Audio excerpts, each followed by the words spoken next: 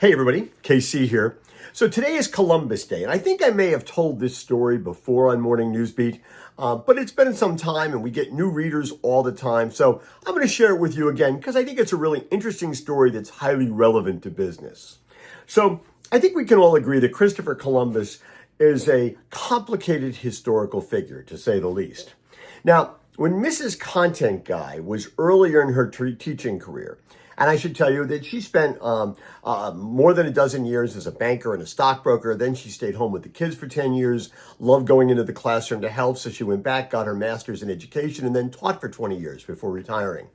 Early in her teaching career, she was teaching second grade. And Christopher Columbus was on the syllabus.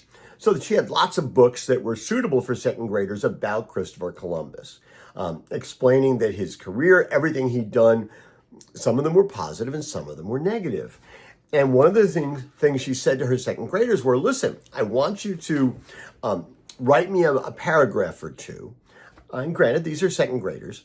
I want you to write me a paragraph or two telling me whether you think Christopher Columbus was a good guy or not such a good guy. And she said, basically, there's no wrong answer here.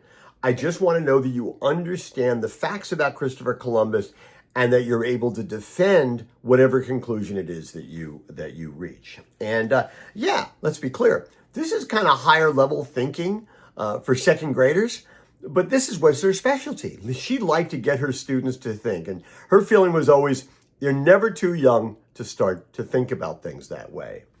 So anyway, one of the parents in the class objected and went to the principal and complained that Mrs. Coop was undermining how people should really think about Christopher Columbus and how he was this great, wonderful explorer who discovered America and all that stuff, ignoring all the other things that he did. Well, go figure, Mrs. Coop gets called to the principal's office. And he said, well, what exactly are you teaching? And she explained it. And he said, no problem. You're doing your job. Go ahead.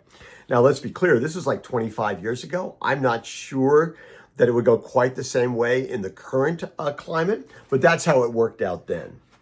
And the thing is, all she was doing was teaching the facts. She was teaching history. History is made up of facts. Now, facts are not really open to interpretation.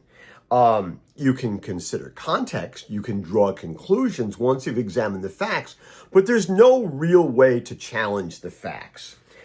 Business is just like that, right? It seems to me that you can't just consider the convenient facts or the facts that happen to fit in to whatever your narrative happens to be, whatever your preconceptions happen to be. Because if you only consider the facts that are convenient to your preconceptions, you may in fact end up with misconceptions. We've used the phrase a lot here in Morning Newsbeat over the years, right? It's called epistemic closure, when you only see the world the way you want to see it, as opposed to the world the way it really is. That is a dangerous thing for a business to do.